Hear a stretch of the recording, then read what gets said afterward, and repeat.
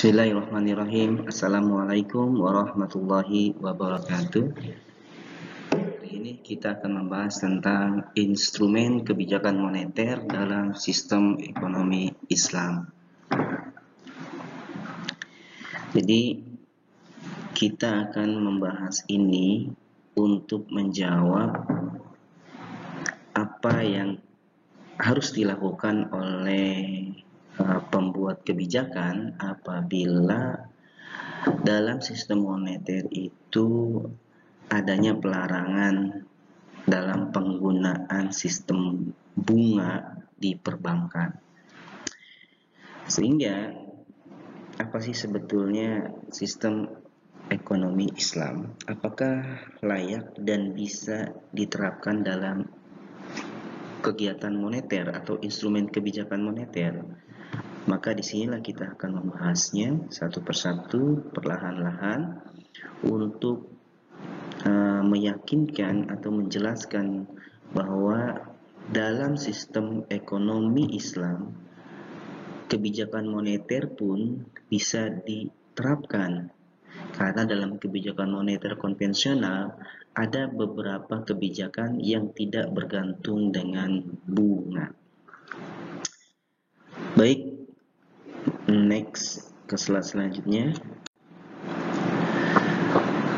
Ya, monetary policy ya atau kebijakan moneter itu hanya ada 3 tugas utamanya. Kebijakan moneter atau keputusan untuk membuat satu kebijakan yang berkaitan dengan keuangan, ya, itu hanya 3. Ya, ini biasanya dilakukan oleh bank sentral, ya, untuk bagaimana menentukan kebijakan keuangan pada suatu negara. 3, ya. Kita bisa lihat di sini. Kita pakai ini ya. 3. Yang pertama adalah quantity of money in the economy. Jadi seberapa banyak jumlah kuantitas uang yang tersebar. Nah, dalam makroekonomi ini disebutnya adalah jumlah uang beredar. Tentu saja jumlah uang beredar ini harus dikontrol, karena ketika jumlah uang yang begitu banyak dengan produksi yang sedikit itu akan membahayakan satu kegiatan ekonomi. Maka kegiatan ekonomi itu bisa dikatakan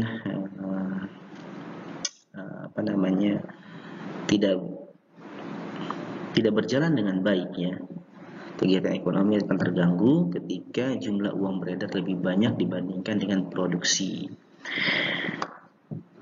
Jadi quantity of money ini sangat penting, ya. Karena apa? Jumlah uang beredar harus disesuaikan dengan produksi, produk dan jasa. Terutama sekali adalah kuantitas uang itu bisa dijaminkan dengan kuantitas uang itu ada karena ada jaminan, yaitu emas di bank sentral, karena uang itu sendiri tidak memiliki nilai. Jadi jumlah uang beredar, ya. Yang pertama jumlah uang beredar, yang kedua adalah tingkat bunga, yang ketiga adalah nilai tukar mata uang asing dengan mata uang lokal atau domestik. Ya, tingkat bunga dan nilai tukar, the exchange rate, the rates of interest, the exchange rate. Kita akan bahas satu persatu di sini. Oke. Dalam sistem ekonomi konvensional, jumlah uang beredar itu diatur oleh bank sentral melalui instrumen suku bunga yang biasa disebut discount rate. Jadi ada penyebutan di bank sentral dan bank komersial, ya. Jadi kalau di bank sentral itu disebutnya suku bunga atau discount rate, kalau di bank komersial disebutnya the rate of interest. Sama-sama bunga, ya, hanya saja penyebutannya saja yang berbeda. Kalau di bank sentral itu discount rate menandakan bahwa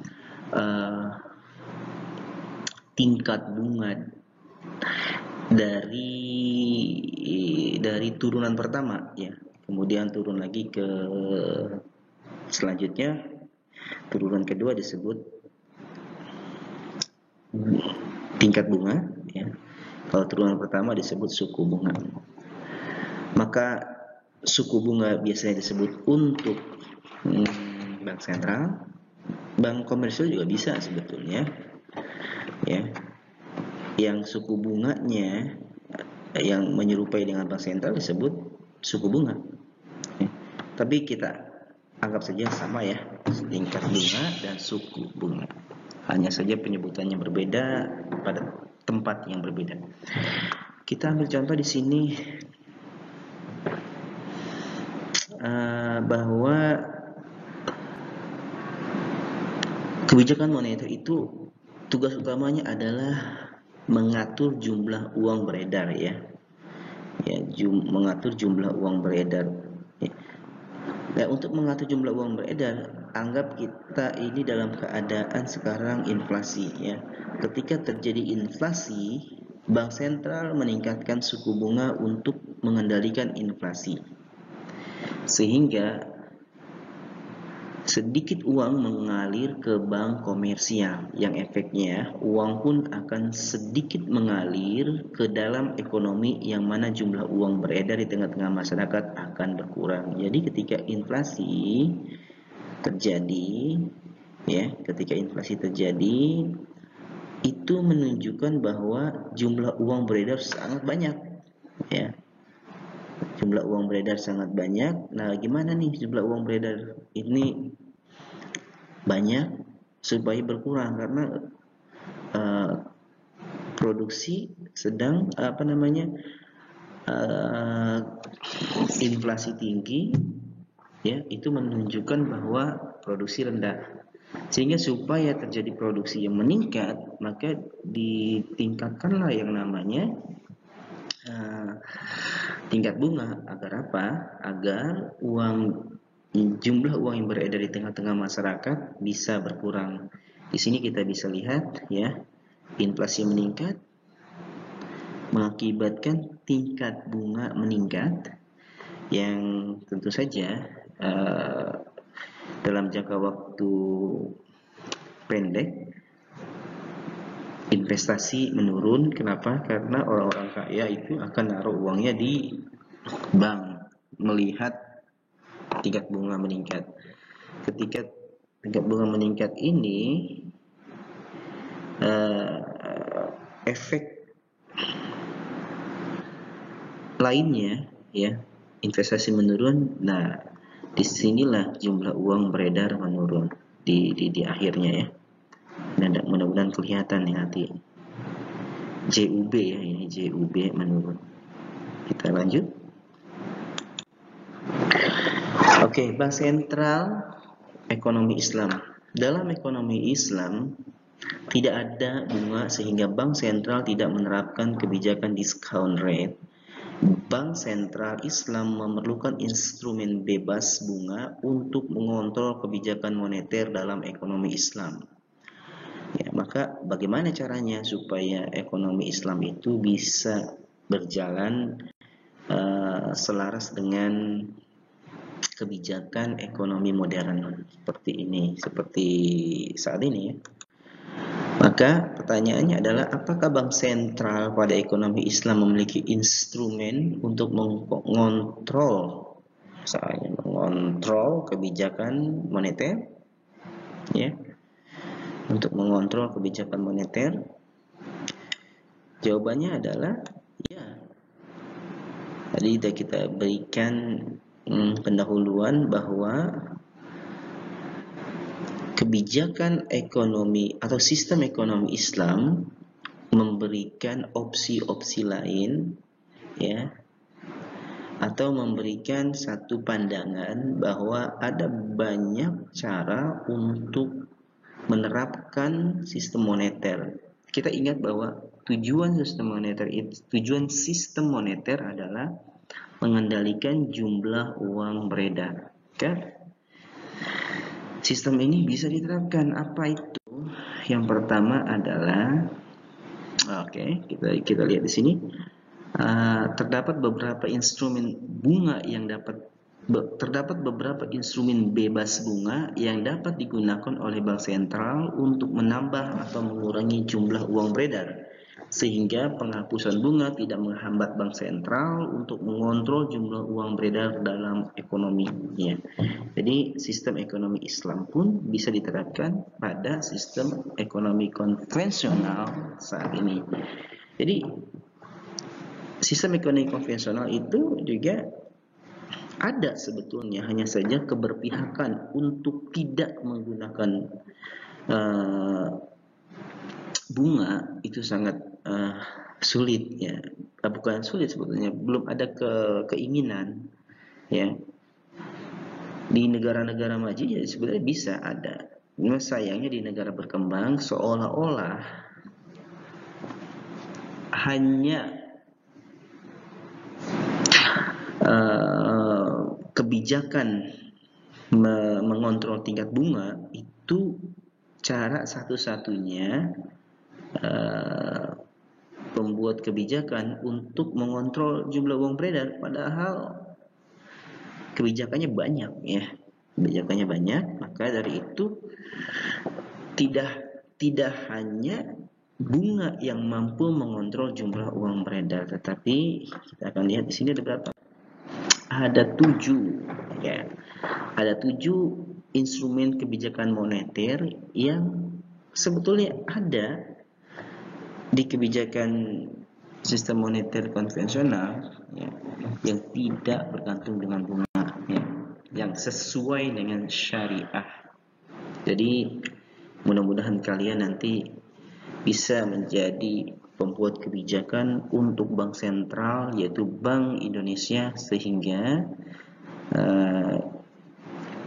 bunga betul-betul bisa dihapus dalam sistem ekonomi kita. Yang pertama adalah reserve ratio.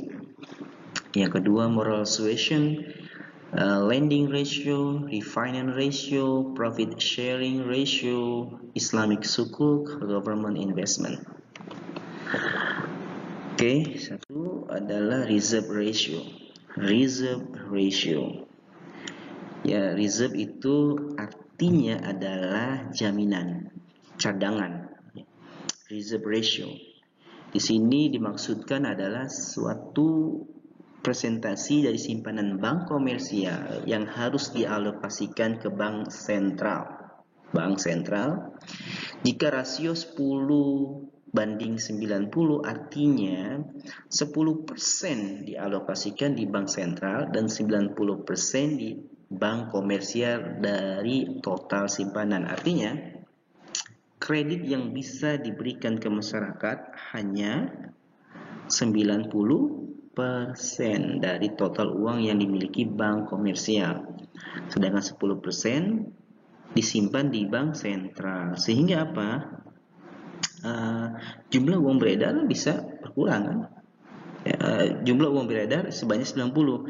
Nah, kalau jumlah uang beredar supaya berkurang, jumlah uang beredar di tengah-tengah masyarakat berkurang, maka naikkan saja reserve ratio-nya dari 10 ke 20%. Ya. Jadi kalau 20% artinya jumlah uang beredar di tengah-tengah masyarakat hanya sebanyak 80% dari total uang yang ada di bank komersial.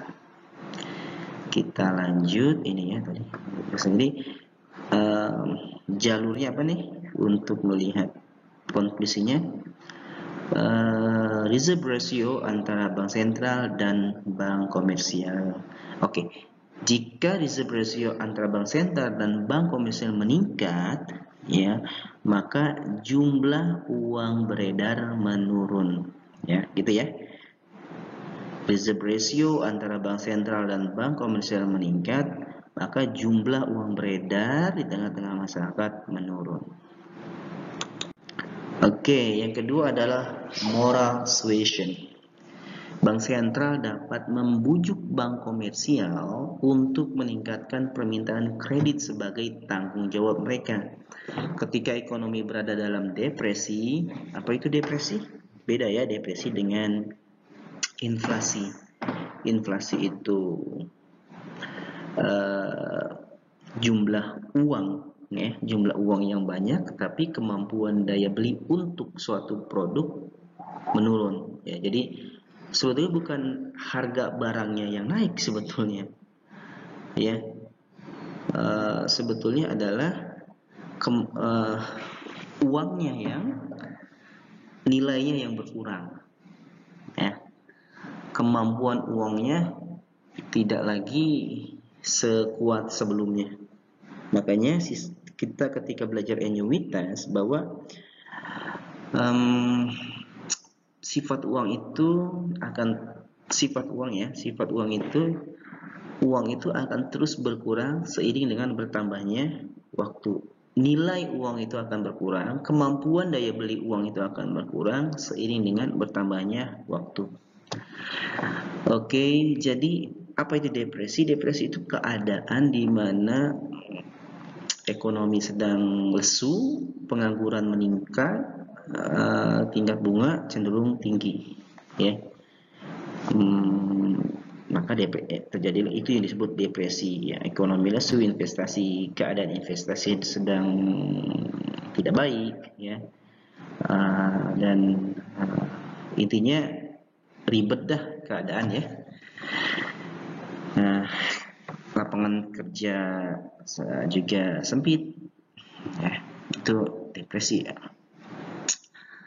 Jadi bagaimana caranya orang-orang itu biar dapat pinjaman, orang-orang itu bisa dapat kerjaan atau bisa dapat usaha, ya. Maka Bank Sentral meminta kepada bank komersial atau membujuk bank komersial untuk meningkatkan jumlah kredit, jumlah uang masuk ke masyarakat. Dengan meningkatkan kredit, maka uang akan mengalir ke tangan masyarakat dan daya beli masyarakat akan meningkat, demand meningkat, kemudian produksi meningkat, akhirnya keuntungan meningkat, ya. Seperti sekarang keadaannya, ya, di mana perlu adanya keberpihakan pemerintah untuk masyarakat banyak, ya. Makanya ada Kementerian Sosial, tujuannya adalah untuk memastikan agregat demand itu terus hidup, ya. Artinya konsumsi masyarakat itu harus terus hidup. Dengan apa? Dengan adanya kemampuan daya beli masyarakat terhadap satu kebutuhan pokok. Karena ketika masyarakat sudah tidak memiliki kemampuan daya beli, otomatis demand turun, ya, demand turun, produksi akan turun, dan disitulah akan terjadinya kemerosotan ekonomi. Nah, kalau ekonomi turun, untuk otomatis pendapatan nasional juga turun. Jadi kalau misalnya keadaannya seperti ini, misalnya Bank Sentral membujuk bank komersial untuk meningkatkan permintaan, maka jumlah uang beredar, tujuannya adalah meningkatkan jumlah uang beredar, ya kan? Nah, kalau moral suasion, ketika jumlah uang beredar ingin diturunkan, maka moral suasion ini akan ditarik. Artinya tidak perlu ada moral suasion. Ini salah satu untuk meningkatkan atau menurunkan jumlah uang beredar. Jadi moral suasion itu tujuannya, salah satu tujuannya adalah meningkatkan jumlah uang beredar. Jadi kalau pemerintah ingin meningkatkan jumlah uang beredar, cukup memberikan kebijakan moral suasion, tidak perlu menurunkan tingkat bunga atau menaikkan tingkat bunga, ya. Menurunkan tingkat bunga akan meningkatkan jumlah uang beredar, karena kita sudah tidak perlu lagi yang namanya instrumen tingkat bunga. Kemudian adalah lending ratio. Lending ratio itu adalah lending di sini dimaksudkan bukan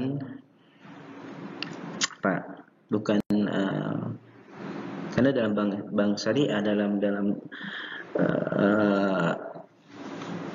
ekonomi syariah kita tidak mengenal lending, tapi di sini sebetulnya bank konvensional memiliki satu satu transaksi yang mirip dengan ekonomi syariah, yaitu memberikan pinjaman tanpa bunga. Jadi setiap bank konvensional ya ada satu porsi untuk memberikan pinjaman tanpa bunga ya. Nah, disinilah peran pemerintah untuk meningkatkan lending ratio. Lending ratio bank konvensional kepada nasabah atau kepada masyarakat. Jadi ada sebetulnya ya. Kalau agak berat untuk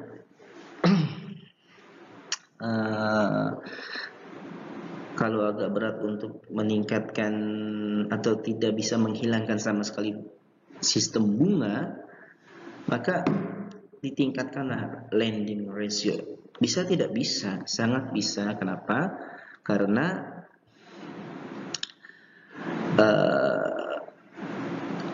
sistem ini ada pada pemangku kebijakan. Ya, ketika pemangku kebijakan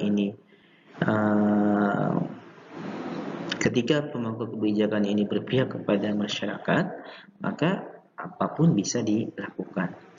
Yang kata kuncinya adalah keberpihakan kepada masyarakat atau keberpihakan kepada keuntungan orang-orang sepihak saja, gitu ya.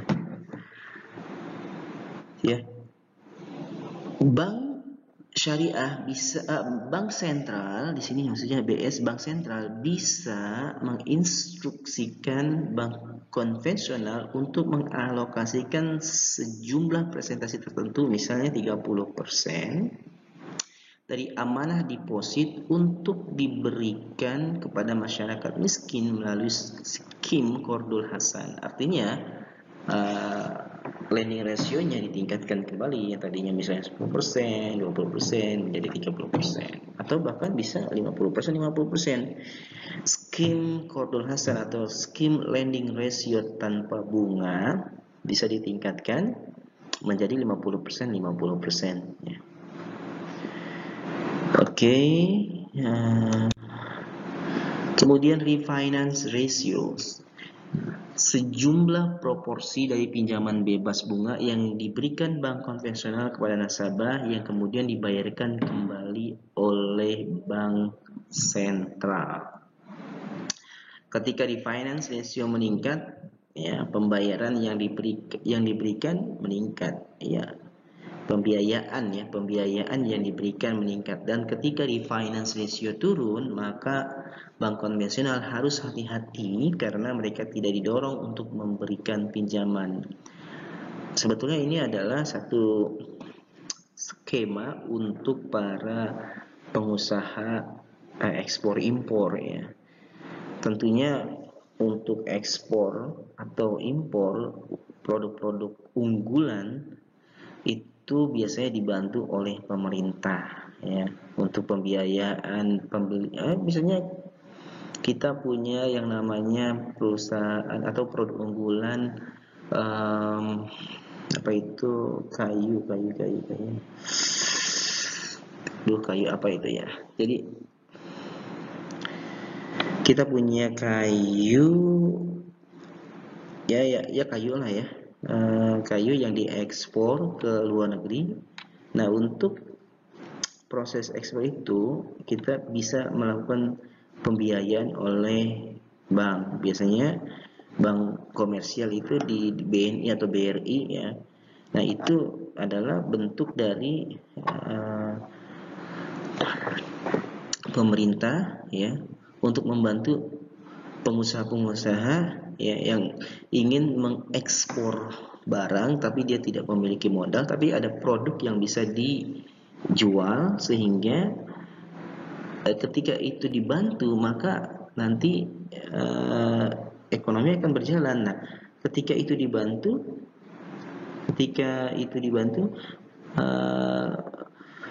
pengusaha itu nanti akan mendapatkan uang dan mendapatkan keuntungan ya. Nah, itu bisa meningkatkan ekonomi skala nasional ya. Kenapa? Karena produk-produk unggulan itu akan menjadi mendominasi di pasar dunia. Nah, terutama sekali memang peran pemerintah untuk membantu pengusaha-pengusaha lokal meningkatkan produksi lokalnya, produksi dalam negeri ya, bisa diekspor keluar. Dan kebanyakan negara maju juga demikian, seperti ya seperti Cina ya, seperti Cina sangat mendukung yang namanya ekspor. Orang-orang Cina itu didukung penuh oleh pemerintah. Bahkan di Korea itu seperti K-pop itu didanai oleh pemerintah ya. Jadi kalau misalnya K-pop bisa menyerang ya fashion Korea, lagu-lagu Korea, fashion kosmetiknya, kemudian lagu kosmetik, baju itu bisa menguasai pasar internasional, itu karena memang secara resmi pemerintah Korea memberikan dana besar untuk dunia entertainment ya. Karena di dunia entertainment itu, ketika dunia entertainment itu bisa laku di pasar internasional, maka secara otomatis kosmetik, produk-produk lain itu bisa ke bawah ya. Oke, itu refinance ratio. Jadi memberikan bantuan di depan ya, memberikan bantuan kepada pengusaha-pengusaha lokal dalam produk-produk ekspor impor.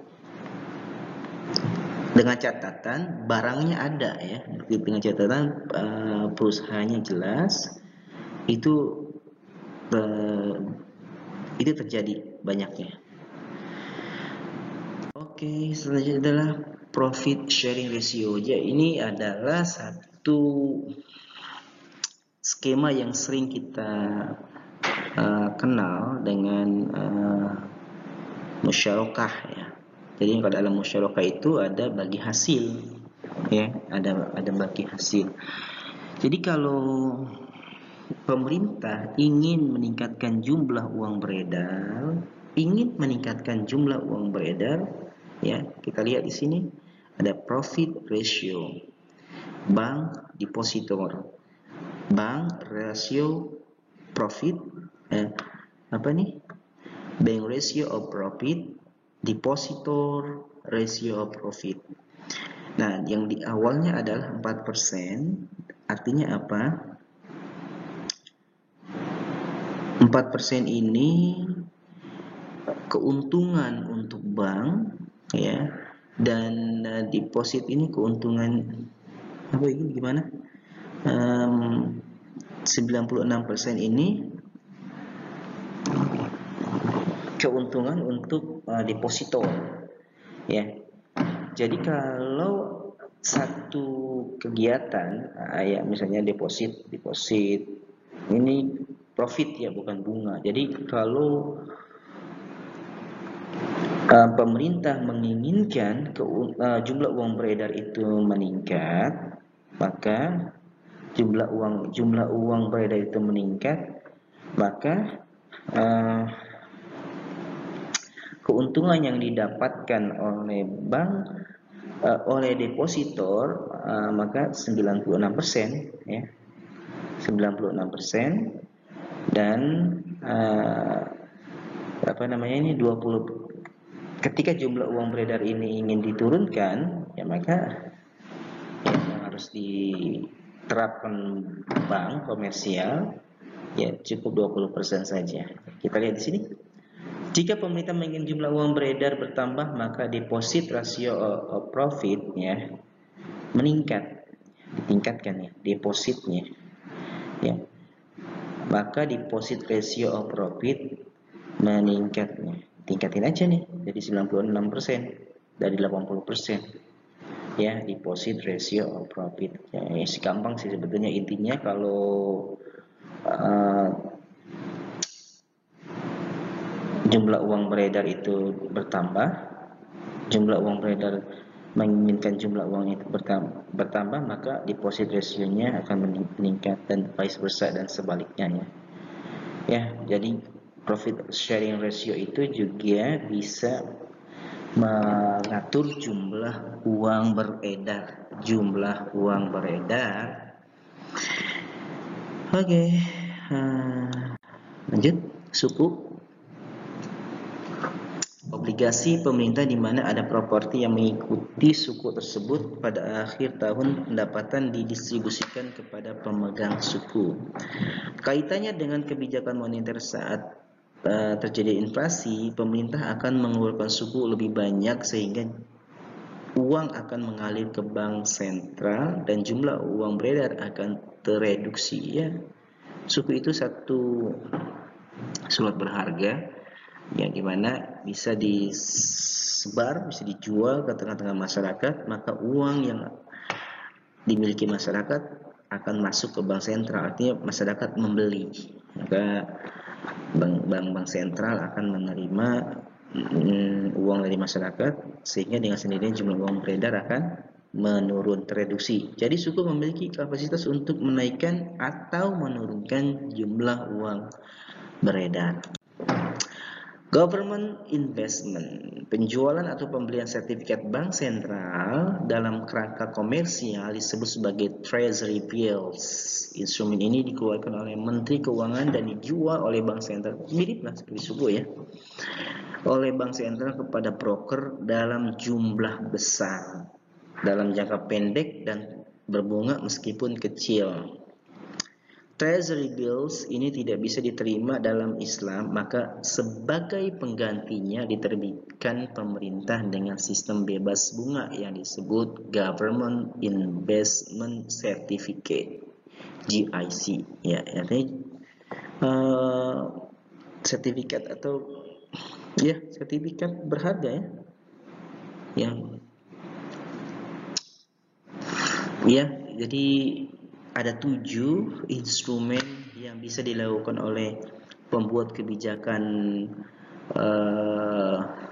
moneter yang bisa menghapus kebijakan berbasis bunga diganti dengan kebijakan yang berbasis 7 poin tadi ya. 7 poin tadi, yang pertama adalah reserve ratio, ada lending ratio, kemudian ada moral suasion, ada sukuk, ada government investment, dan lain-lain.